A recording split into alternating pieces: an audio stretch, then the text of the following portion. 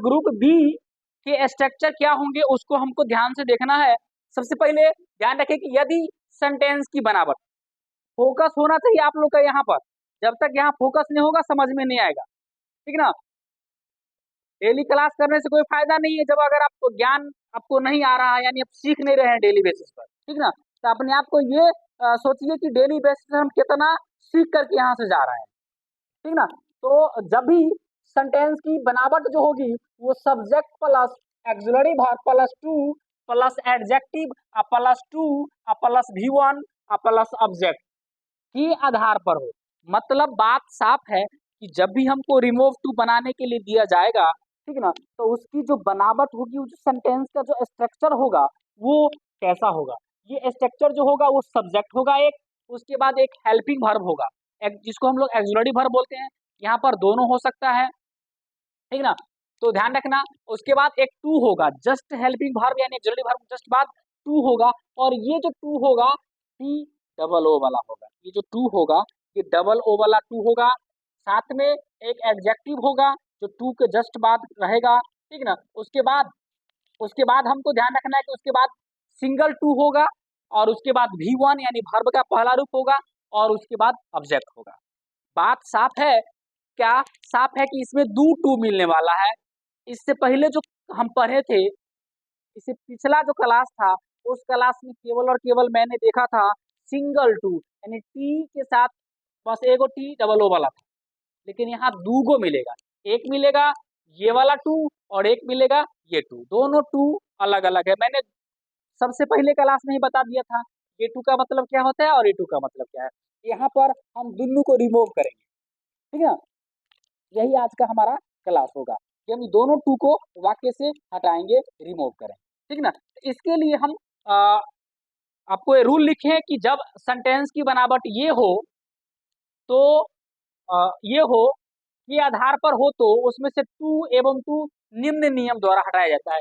ये जो 5 गो नियम नजर आ रहा है, ये 5 गो नियम के मदद से हम क्या करेंगे, सेंटेंस से दोनों टू को हटाएंगे। अब ये 5 नियम क्या है उसको थोड़ा हम गौर से देख लेते हैं। सबसे पहले जो मेरा नियम है, ये नियम है कि टू के पहले वाला पूरा शब्द लिख दें। ये हमारा पहला नियम है, टू के पहले वाला पूरा शब्द लिख दें, ये पहला नियम। दूसरा नियम क्या है, टू के बदले सो लिखकर एडजेक्टिव जोड़ दें, यानी टी डबल ओ होगा, इस टू को हटा देना है वाक्य से, ठीक ना, और इसके बदले में सो लिख देना है, ठीक ना।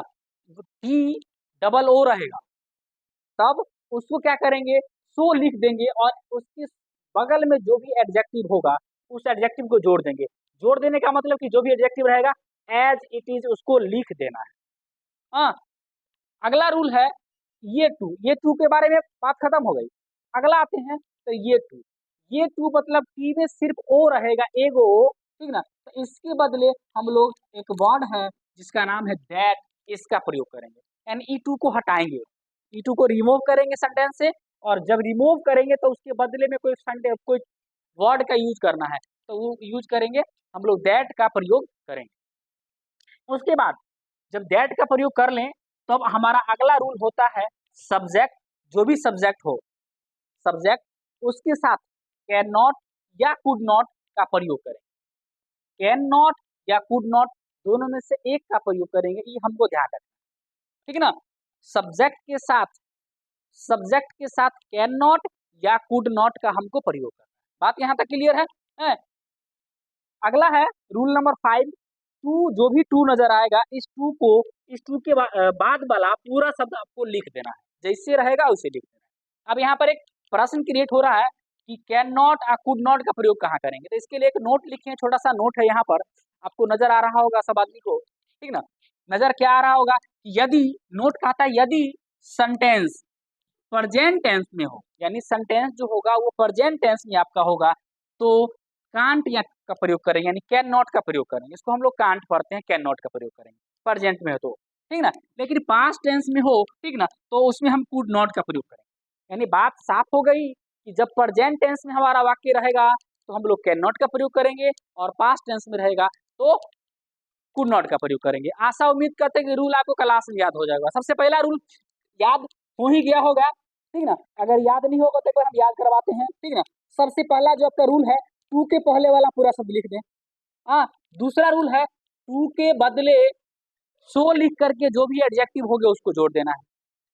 उसके बाद जो रूल होगा, जो जो भी सिंगल टू होगा उस टू के बदले आप डेट का प्रयोग करेंगे। उसके बाद can not, subject plus can not या कुड नॉट का प्रयोग करेंगे।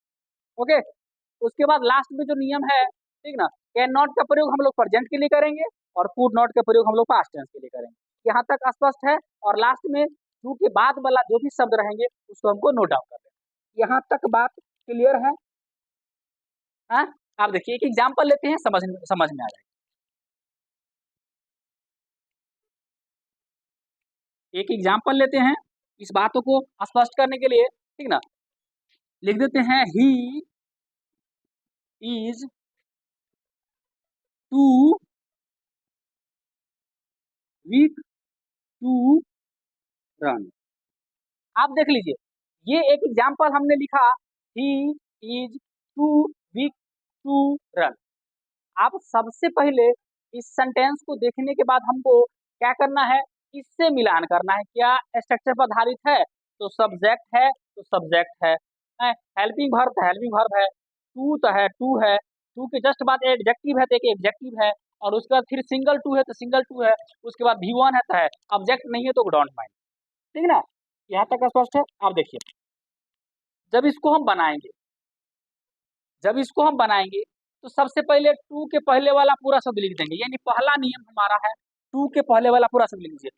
टू आपको यह नजर आ रहा है, टू यह नजर आ रहा है, इसके पहले ये पूरा बात लिख दीजिए, ही।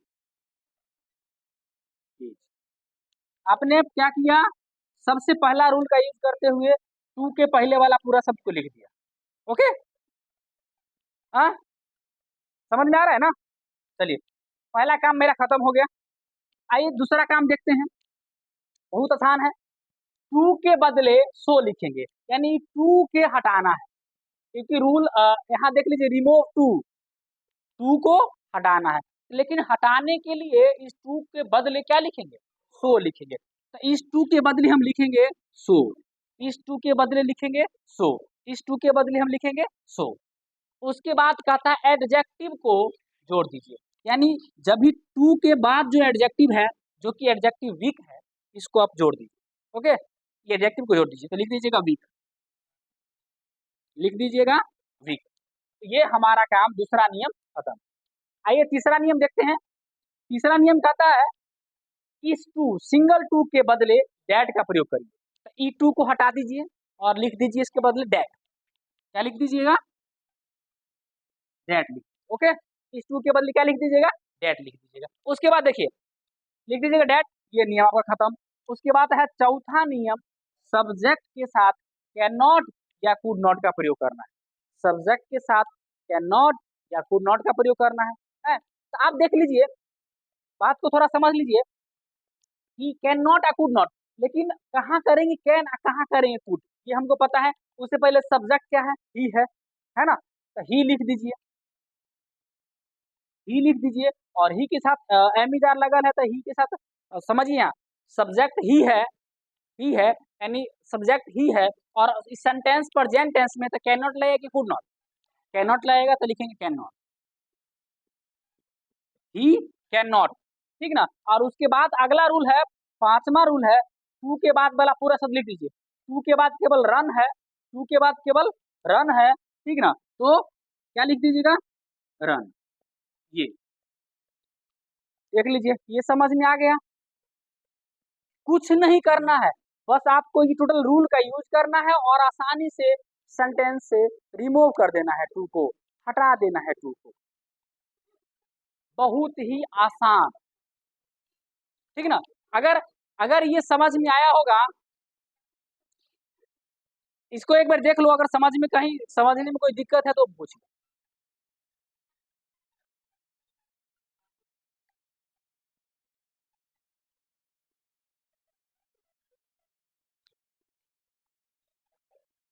देख लीजिए एक बार इसको, अगर समझने में कहीं कोई दिक्कत है तो पूछिए इसको फटाक से।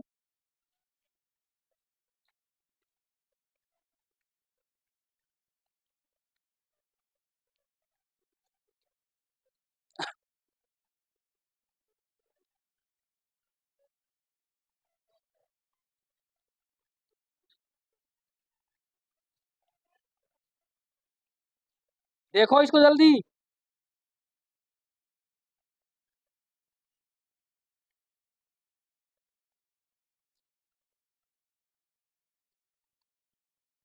इसमें कोई दिक्कत है, किसी को डाउट है?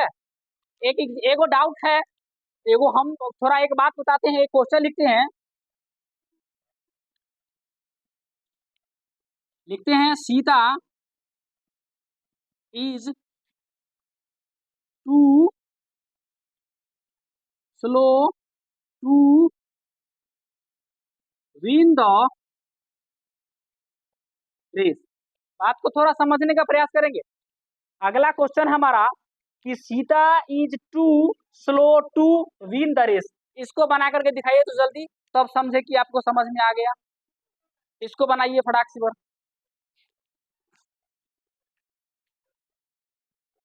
इसको बनाइए, समझ में आ रहा है, अगर थोड़ा भी समझ में आया होगा तो।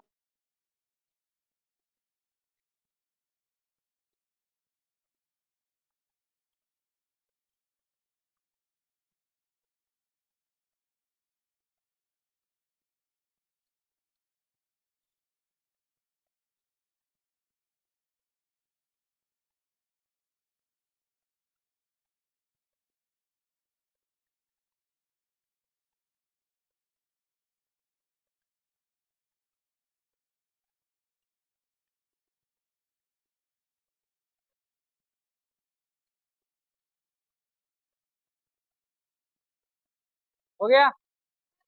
है, देख लो। अगर बनाया होगा, इसको हम बनाते हैं और देखना अगर सही है, मिलाकर देखना अगर सही है तो तुम लोग सीख गया। पहले टू के पहले वाला पूरा शब्द पता है, लिखेंगे तो टू के पहले सीता इज है, सीता इज लिखेंगे। टू के बदले सो लिखेंगे तो लिखेंगे टू के बदले सो। स्लो लिख देंगे सीधे, पता है जो भी एडजेक्टिव होगा। सीता इज सो स्लो हो गया है। उसके बाद इस टू के बदले दैट का प्रयोग करेंगे तो लिखेंगे दैट, ठीक ना। उसके बाद सब्जेक्ट और प्लस कैन नॉट या कुड नॉट। तो यहाँ पर एक तन्नी को बात जानना है कि हमेशा सब्जेक्ट के तौर में प्रोनाउन का ही प्रयोग होता है, नाउन का नहीं। इसीलिए सीता के लिए हम लोग लगाएंगे सी। क्या लगाएंगे? सी। तो जो लगाए होंगे सी उसका है सही, ठीक ना। और जो सीता का सीता लिख दिए होंगे उसका भगवान भला करेंगे।